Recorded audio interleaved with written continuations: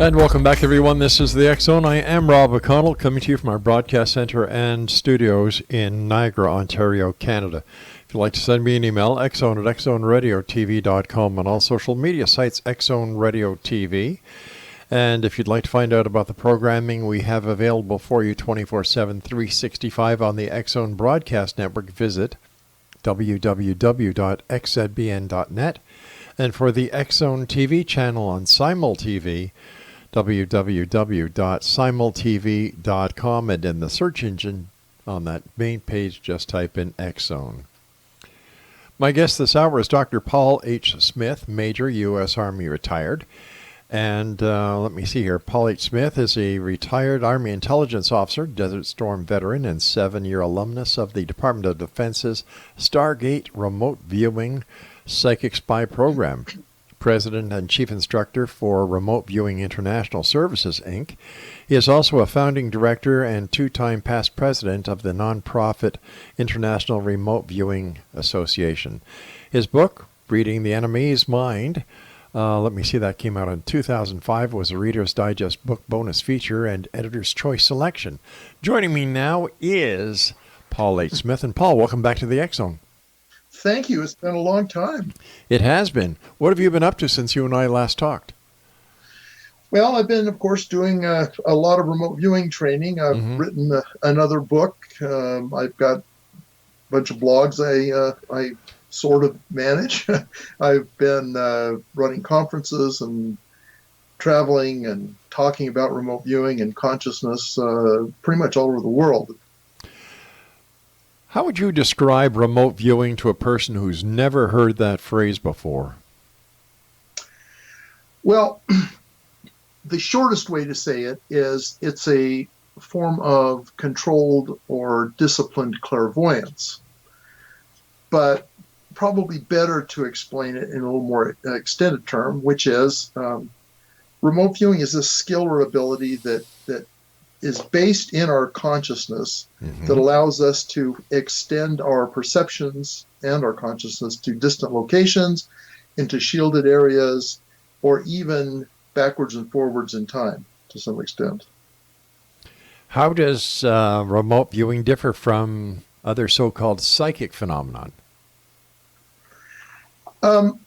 Well, partly it grew up in a laboratory. So it actually is a science-based project or program, if you will. And it was, of course, sponsored by the military for 23 years altogether. It's a very disciplined skill. It's very informed by scientific discoveries over the 70s and the 80s and into the 90s. And it requires probably a bit more rigor than your typical psychic sort of behavior.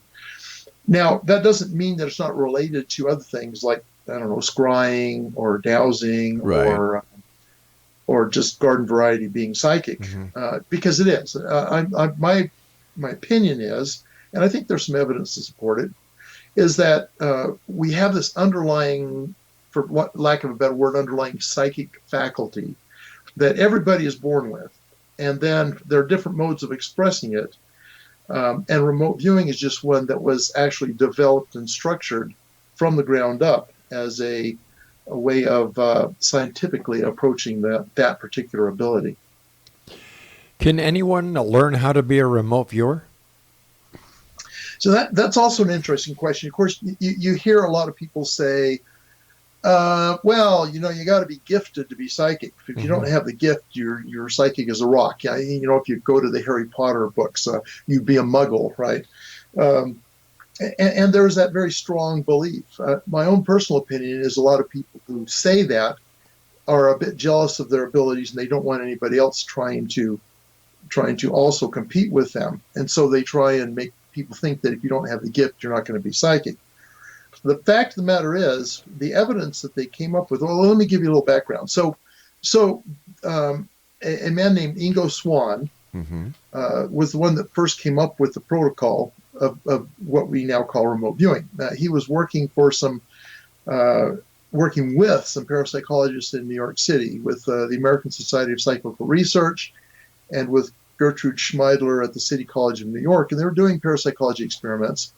And he said, you guys are kind of missing the boat. There's a way of doing this that would be better. And he suggested that approach, and they tried it, and it was quite successful. And that's what then became remote viewing ultimately. Now, we move a little bit further ahead to a think tank in Menlo Park, California, at the time known as the Stanford Research Institute, because it was part of Stanford University. And they did millions of dollars of research for the government into signal communications, into intelligence collection, into nuclear science, including weapons technology. They did all this kind of stuff. Right. And the guy named Hal Puthoff, he was a PhD physicist, found out about Ingo Swann, decided he would do an experiment, and was successful. And that's where the program started. The CIA hired them to actually develop this whole process. And there's more to the story, but I don't want to monopolize the entire program talking about that part of it. So how would the military use remote viewing? Well, as you can imagine, the military is always confronted with problems where they don't know the answers. Usually it has to do with the enemy, or at least someone who could be a potential threat. Mm-hmm. And so remote viewing gave them the opportunity to essentially insert a mole, if you will, a psychic mole, into foreign facilities, into foreign locations, to detect and determine what might be going on at these places into which the military couldn't get any other access. And so they use it essentially to explore denied areas. So the big things at first were like weapons factories, R&D facilities, that kind of thing. But we eventually got into much broader situations. For example, hostage situations in the Middle East. The problem, of course, was that the Hezbollah had captured a bunch of Westerners and were holding them all over Lebanon, and we couldn't find them. So they tasked the remote viewers to try and help. And we did have some success at it, but it was a really tough problem to crack, obviously. So what does, we've heard stories, we've seen movies where remote viewers are sitting in a little cubicle somewhere and they're given a target by, I guess we can call them a handler. Yeah. Where does this information come from, and how does the agent or the remote viewer kind of gather the intelligence that is necessary in his own mind to actually find the target? So I think your first question is, how do they pick a target for the remote viewer to remote view? Yes. Is that what you're asking? Yeah. Yeah. So we rarely ever came up with our own targets in the remote viewing unit. Other agencies would have a problem, and there'd be selected people in each of these agencies who knew about the existence of the program. It was a very black program for various reasons. And so only certain people could be read onto it. But each agency had one or two people who might know about it. And so that person would be on the alert to if there might be a problem that seemed insurmountable to the resources that particular agency had. Then they would actually nominate this task down to the remote viewing unit. And then the remote viewers would be then assigned to try and get answers to the questions.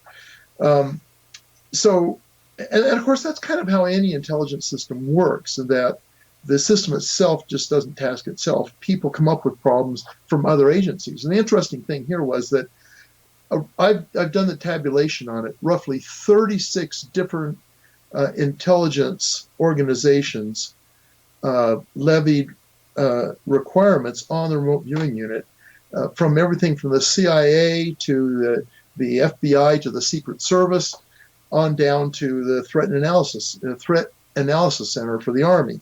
So there's a wide variety of people who were, if you to use a prosaic kind of a term, they were our customers, right, if you will.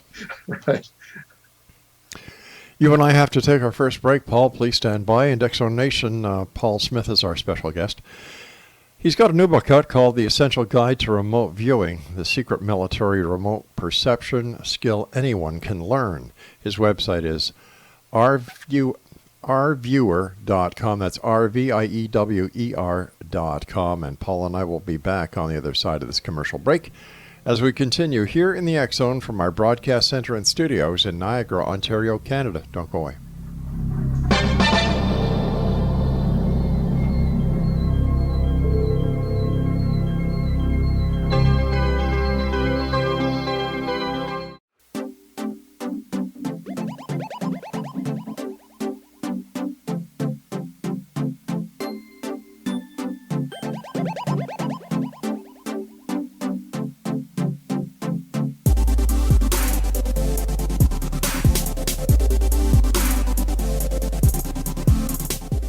Exonation Paul Smith is our special guest. His website is rviewer.com. He has got a new book out entitled The Essential Guide to Remote Viewing, the secret military remote perception skill that anyone can learn. Paul, so you get one of these agencies to give you, I would imagine a scenario. The information is then given to the remote viewer. But what information does the remote viewer actually get in order to help him do the remote viewing?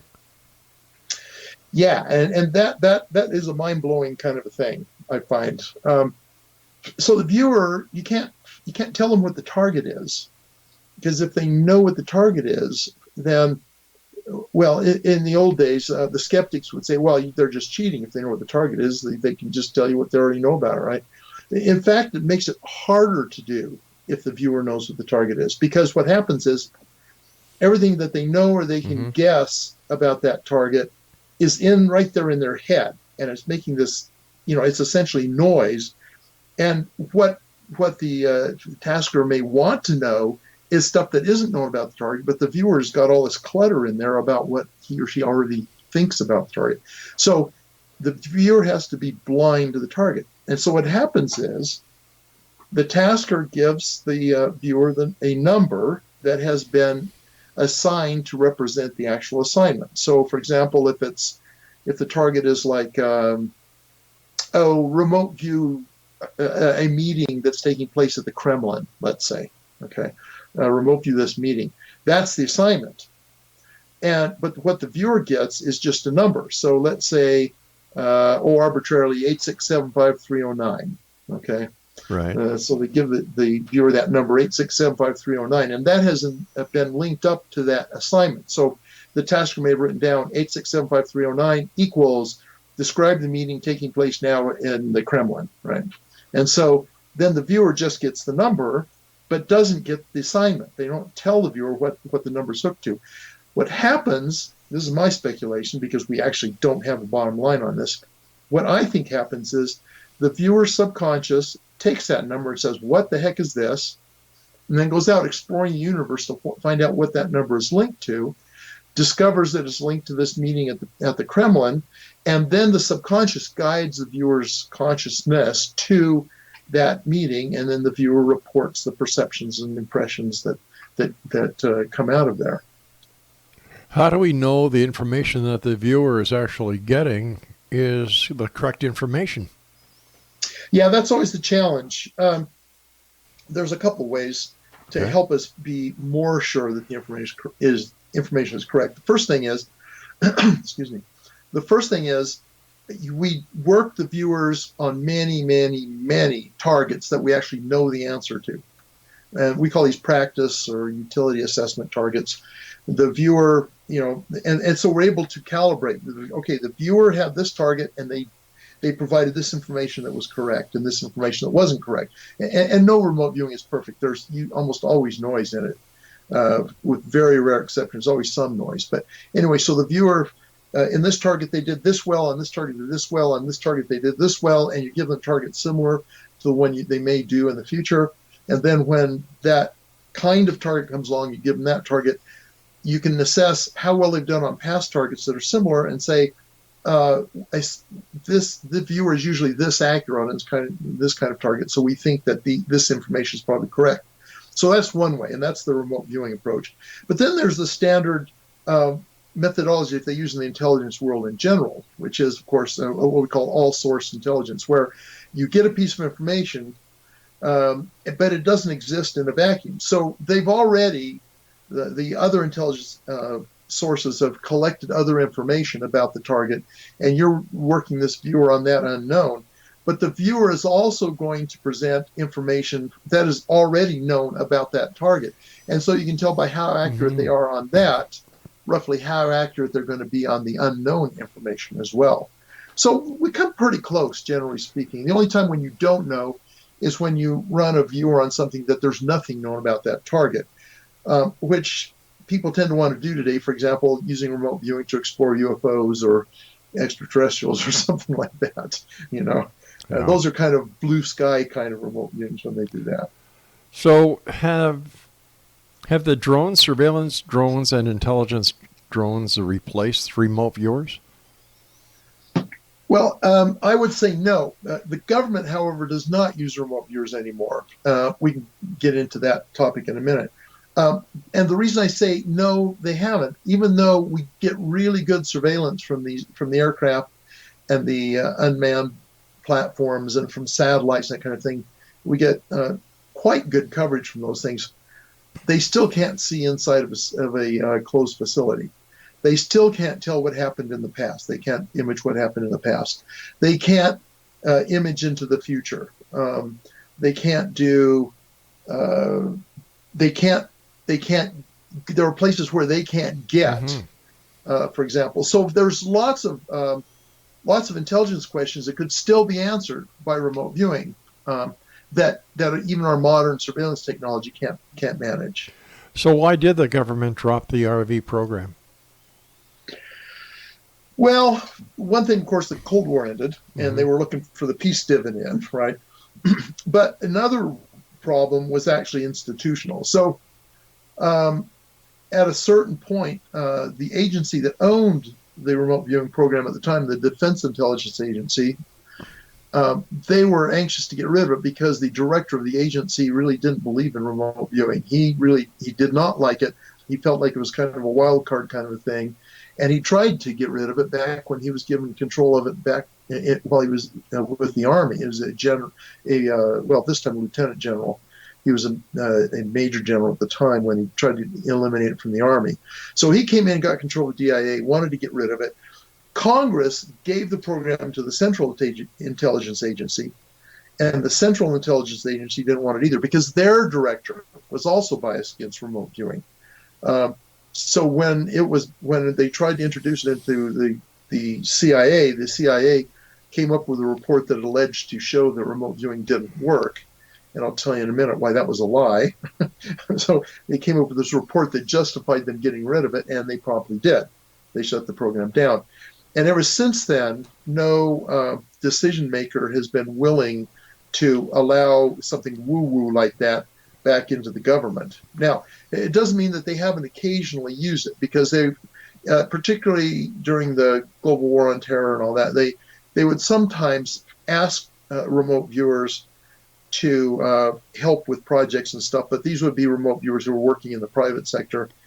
I and my team actually were asked to try and find a missing soldier in Iraq back in, I want to say it was 2007, by an Army Major Command. So that was an official tasking, but we were not military. I was retired, and some of the others were just civilians. So you're just basically another contractor. In a way, that's how it worked. Although we did it pro bono, because we wanted to help. So. Sure. But yeah, then at times they did contract. I mean, some mid-level agent from the FBI maybe, or CIA, whatever, might have some intel contingency funds they could use, and they might hire a remote viewer to help them with some project or other. Are men better remote viewers than women, or are women better remote viewers than men? Interestingly, there's this belief that somehow women are more psychic or more sensitive than men. Intuitive, and at least in the remote viewing world, that doesn't turn out to be true. It doesn't seem that gender makes a difference. There are crackerjack remote viewers who are female, and there were absolutely blow the doors off of it remote viewers who are male. It seems more to be tied to personality than to gender. Certain personalities seem to do better with it. Other personalities seem to struggle with it more. and that seems to be more the important variable than what sex you are. In your opinion, why would somebody want to learn how to do remote viewing? Yeah, that's also interesting. Some people, they really want to be useful and helpful, and this seems like an avenue where they can do that. So they'll maybe they want to find missing kids, maybe they want to help solve crimes. Other people may want to,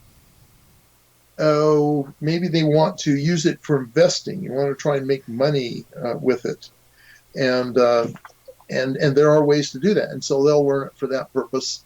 I find actually that the vast majority of people who do it, they usually have some maybe practical use in mind, Right. but their real motivation is it's a self-actualization tool. It's a way of, it's essentially a way of showing that they are more than their physical bodies, that there is more to their nature than just what mainstream science says it is, that they are more than meat machines, if you will, right? Because it's really true that if you can focus your consciousness on a distant point in the world and bring back information and experiences that you had no way of getting from your normal five senses, that's very empowering. And it does tell you that your mind can actually transcend the physical space in which it occupies. It can go far outside of the boundaries of your skull to go out and experience the world in ways that science cannot explain. That's very empowering. All right, Paul, And I think hate a to lot do of this, but I've got to take my news break at the bottom of the hour. Absolutely. All right, Exo Nation, my guest is Paul Smith. And here he's got a brand new book out. And if the book is anything like our conversation and his other books, it will be a top seller. And check it out, The Essential Guide to Remote Viewing, the secret military remote perception skill anyone can learn. His website, rviewer.com. We'll be back on the other side of the news. Don't go away.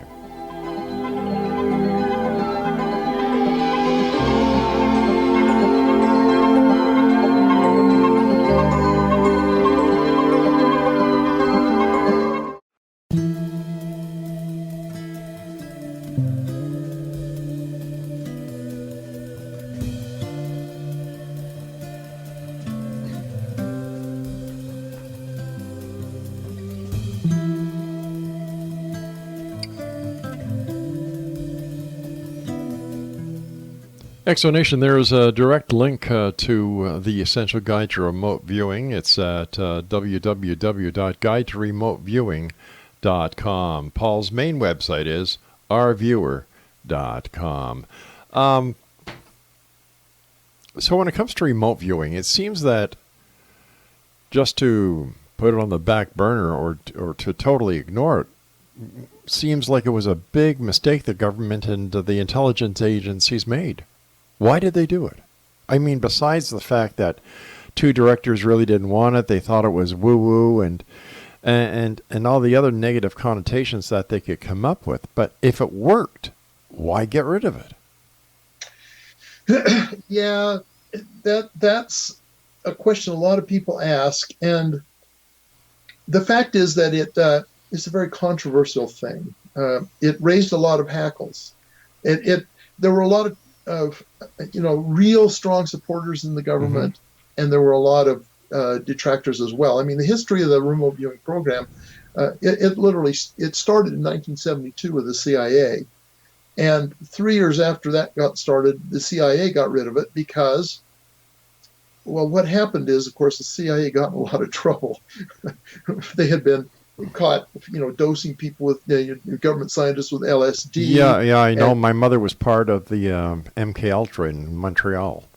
Yeah, so then you know somewhat about that. Oh, yeah. They'd gotten involved in a lot of nastiness, and Congress came down hard on them. Senator Frank Church, who led one of the investigations, he called him the rogue elephant of the intelligence community, right? So they brought in a new director to clean house, and this director says, okay, anything you're doing that's illegal or immoral or is weird, get rid of it. And of course, remote viewing is not immoral, it's not illegal, but it certainly is weird. And Well, so I don't the know if it's CIA weird. jettisoned it. Unfortunately, the Air Force picked it up for a while.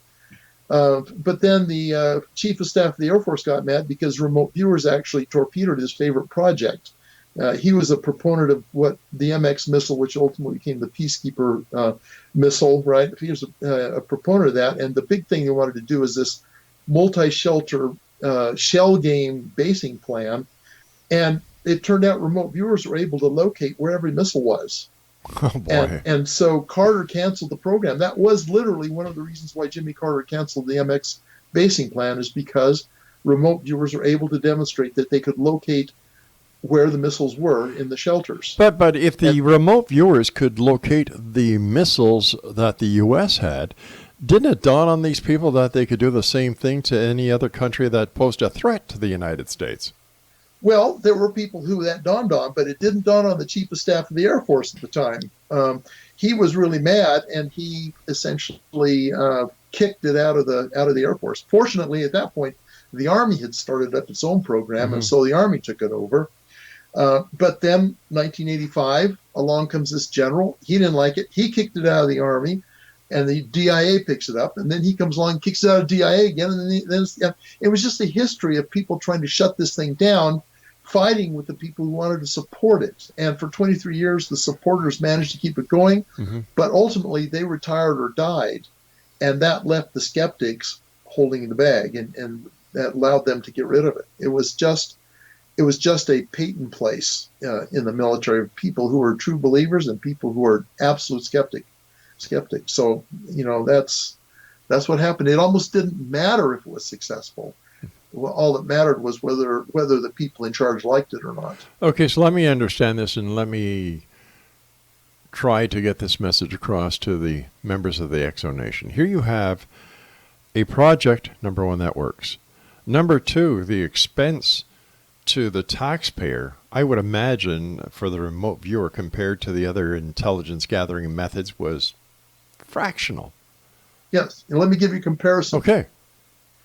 For the 23 years the program ran, it cost, that entire 23 years, the total cost of that was less than half the price of one F-35 fighter today.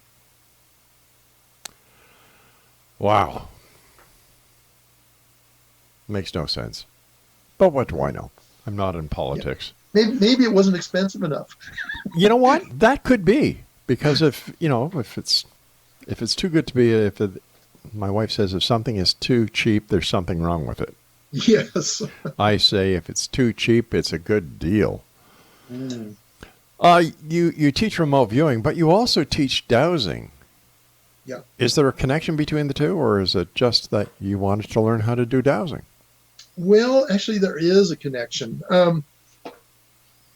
So I talked about the problem with trying to find hostages in the Middle East. Yes. And we were often tasked to try and find things. So anytime, and this doesn't pertain just to the military angle, this also pertains to psychics today. Anytime you tell somebody you're a psychic, they want you to do one of two things, or maybe both. One is to predict the future, right? Right. And the other is to probably find something missing. Find something that's missing, find someone or something that's missing. So that's what they want the psychic to do. And the irony is that those are two hardest things for a psychic to do. It doesn't matter remote view or not. Any psychic, those are the hardest things for a psychic to do. And so remote viewing, the way remote viewing works, it is a descriptive methodology. You perceive a location, you describe the location. You can't get actual addresses or things like that. Those are very left brain constructs, and remote viewing is a very right brain experience. It's an experiential thing. So you can describe a place, and when you're trying to find something, the idea is that if you can describe the location well enough, someone who is familiar with the terrain may be able to then know what you're talking about, right? But there's so many times when you don't know. It turns out, in many cases, it turned out to be very accurate, but nobody recognized it at the time. So what's the solution to that? Well, there's this thing called dowsing, which I think probably most of your listeners are familiar with. The stereotype is the old prospector in the desert with a forked stick trying to find water, right? Yeah. But we used it in much more refined ways at Fort Meade. So we introduced dowsing, particularly map dowsing, as a way to try and locate like the missing H-bombs or missing or kidnapped hostages or whatever. And it actually worked. We did indeed, particularly during our involvement in the war on drugs. They used it to try and find contraband and locate hidden spaces in ships where they might be smuggling drugs and stuff. And we used dowsing in those settings. And we actually were successful on a number of occasions in locating contraband, locating, those kind of hidden compartments and things. So, but they're, actually dowsing and remote viewing kind of related. So what I say is they're kind of inverses of each other. So in remote viewing, you know what it is. I'm sorry, you don't know what it is, but you know where it is. I'm speaking very simplistically here. You know where it is, but you don't know what it is, right? And in dowsing, you know what it is, but you don't know where it is, right? So what you can do with remote viewing is you remote view the target, the viewer comes up with a good description of the target, and then you ask the viewer to dowse on a map where that particular target that you're trying to locate is. And then the viewer uses that description. He or she is now got a psychic conduit to the location. Just can't tell you where it is. Then they use dowsing to give them a kinesthetic connection to help them pinpoint where the actual thing is that the viewer has already described and perceived. Okay, so let me understand this. You get a remote viewer who uses dowsing rods on a map? Well, yeah, there's a little more to it than that, obviously. So okay. You can use L rods; those are the L-shaped kind of dowsing rods. Right. You can use a pendulum, and one approach, for example, you got to be able to kind of find on the map, but it's hard to use a pendulum to touch a map where the location might be. So what you do is you may run a ruler across the map, and when the ruler cuts the location of the thing, the pendulum will react. Or you may run your hand over the map, and the pendulum will react when you touch the spot where the target, the missing person, or the missing H-bomb, or whatever might be. And so you use these tools.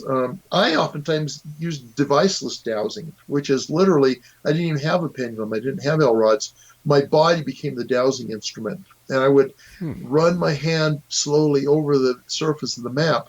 And when it encountered the location, I'd feel this unusual tingling or kind of energy kind of a feel in my body. And that worked quite well in many cases, actually. But how did it work? Like you've got a map that is not connected to anything. It's a map probably made of paper. Yes. And you use your fingers to go over the map. Yeah. And you get a tingling feeling when you hit the target. Yeah. I've got to think this one over, so I've got to take my final break here. Please stand by, Paul. Exonation, our guest this hour is Paul H. Smith, and he was with the United States as a major. And, Paul, thank you very much for your service, by the way, my friend. Oh, you're quite welcome. And we'll both be back on the other side of this break. But before we go, Paul has a new book out. It's entitled The Essential Guide to Remote Viewing. And the website to find out more about the book or to order it is guide to remoteviewing.com, and Paul's website is rviewer.com. And we'll both be back on the other side of this break as we wrap up this hour here in the X Zone from our broadcast center and studios in Niagara, Ontario, Canada. I'm Rob McConnell. Don't go away.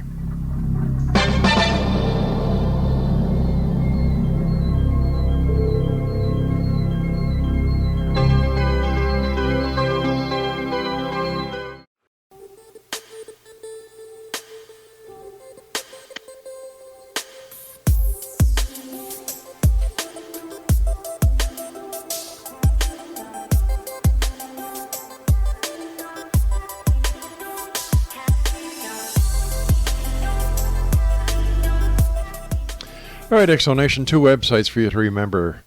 First one is rviewer.com, and the second one is guide to remoteviewing.com. My guest this hour is Paul H. Smith, and he has a doctorate And he's a former major in the United States Army. He is now retired. And first of all, Paul, thank you very much for coming on the show and sharing your experience. And once again, thank you very much for your service. No, I'm happy to do that. And thanks to the service of all the Canadian soldiers that may be listening in. Yeah, you know what? I had somebody on this show the other night, and he says, well, there should be full disclosure, no secrets out there. The government should just open their books. And I said, wait a minute. Whoa. What do you mean? Well, what do we have to hide? Well, I said, well, just listen to that question you asked. So we open our books and let those people who are not friendly towards the United States or Canada or any other nation that enjoys freedom, and let them know all our military secrets. He said, well, what's wrong with that? I said, and I suppose we should hold hands, sing Kumbaya as we all watch the world go to hell in a handbasket. And it doesn't dawn on some people that the work and the safety of the men and women who volunteer to put their lives on the line for us is entrusted by certain aspects of the government and intelligence agencies. Mm-hmm. And it boggles my mind when these people come out and, oh, well, full disclosure, like let's charge Area 51 and see what's really there. You bunch of morons.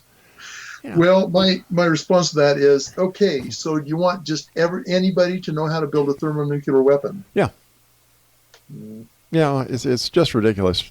When I hear people talking like that, it just boils me to a point that I just can't keep the tongue behind the teeth and the upper and lower jaw closed. Mind you, my wife will tell you that's impossible, and in the best of times. Yeah. Well, let's not get into the wife bit tonight. Nope, I don't think we will. Yeah, something that I saw that I couldn't. Where was it here? Something about charging for services. Mm-hmm. What was that about? I can't find it right now. It's in one of the points here. Oh, here it is. People say universe doesn't allow one to make money using ESP. Why are they wrong? Well, that's an interesting kind of a meme that percolates through the psychic world, that somehow being psychic is this special thing that that you shouldn't be able to make money using. Now, oftentimes it means that you can't win the lottery by being psychic, or you can't make money in the stock market by being psychic. Apparently, you're allowed to make money by foretelling somebody's future or whatever, but you can't make money in the stock market. Why not? Well, you can actually. I'm not quite sure why they think that. I think they think that there should be something altruistic or noble about being psychic, and that making money isn't noble or altruistic. But we don't say that to a school teacher. We don't say that the money a school teacher is making is somehow tarnished or dirty because it's money, But the fact is that people are making money in the stock market using remote viewing. There's a remote viewing technique called associative remote viewing that allows you to predict the outcome of a future event within approximately 70, on average 70 to 80% accuracy. Well, isn't it now the thinking based on quantum physics that the past, the present, and the future are all happening at the same time? Well, I'm not sure that's the consequence of quantum physics, but it's certainly a hypothesis in cosmology and in physics in general. And of course, the court's still out on that. Yeah. In my opinion, the evidence shows that isn't true, because remote viewing is interesting. You can remote view the past, and you are just about as accurate remote viewing the past as the present. So, and how I explain what that is, I say a experienced and well-trained remote viewer 70% to 80% of the time will produce evidence that they actually did succeed in remote viewing the required or the requested target. Roughly half of that time, the data they provide is really good. So roughly 35% of the time, you have really good accuracy, and 70% of the time, you have some accuracy. So, of course, in mainstream science, no, that's impossible. You can't do that. But we've demonstrated all the time, right? So that's present and past. If you try and remote view the future, your success rate plummets to maybe 5% if you're lucky.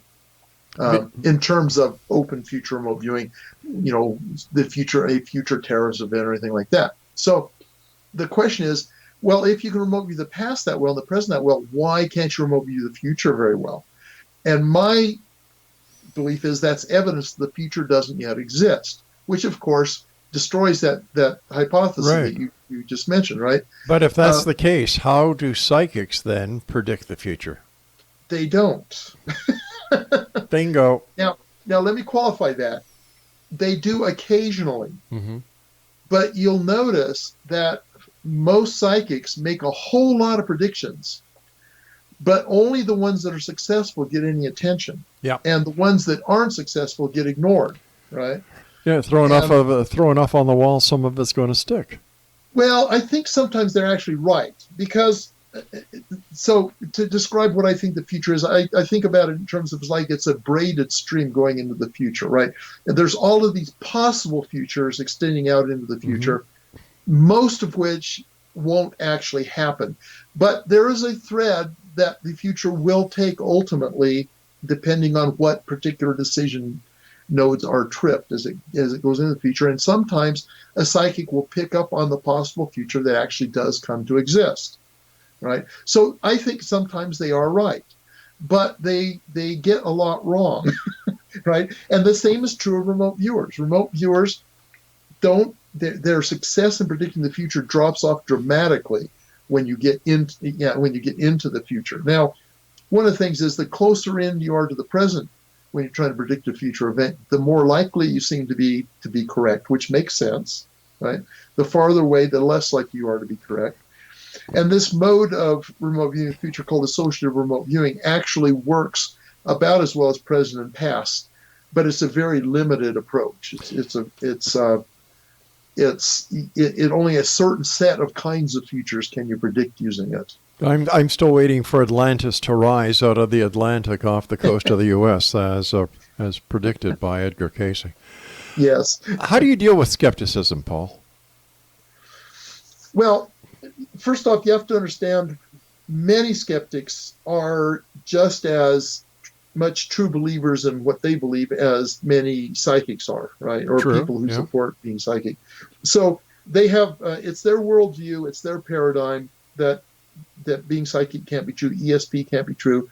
And so you have to start off recognizing that. And then you have to figure out how to approach them where it forces them, or at least leads them to start to doubt their certainty about this. And one way to do it, of course, is to cite the evidence. Right. A lot of skeptics will say, well, there's no evidence for ESP. Oh, that's totally false. There is a ton of there is well-established, scientifically derived evidence for ESP. The problem, of course, is we don't have a causal story as to how it occurs, which is what science needs. They want a causal story before they'll accept your evidence. Okay, well, that's too bad, right? Until we come up with a causal story, they're probably not going to. But skeptics, if you present the evidence, they essentially have to adopt a kind of cognitive dissonance that, oh, well, ESP can't be true. And yet this evidence is here, right? And if you can get that extreme enough, they'll eventually force them to maybe change their minds about some things, right? So presenting evidence is important. But the other thing is, don't attack. I mean, a lot of people want to fight back. They want to be confrontive with a skeptic. It just doesn't work. You need to be reasonable and rational about it. Paul, the time has come when you and I must say so long. We've got about 40 seconds. What would you like to share with the world tonight?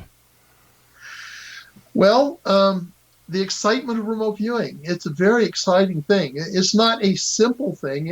Any skill any complex human skill obviously takes work to master. Of course. But I challenge anybody who's listening to look into it and see what they can do to explore and maybe experience it.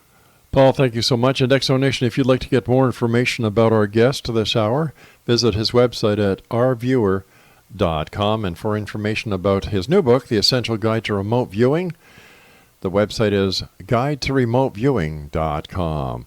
I'll be back on the other side of this commercial break with the news as the X Zone continues. We're right here from our broadcast center and studios in Niagara, Ontario, Canada. And we're heard around the world on the Talkstar Radio Network, Mutual Broadcast Network, X Zone Broadcast Network, and on Simul Radio and Simul TV. I'm Rob McConnell. I'll see you on the other side of this break.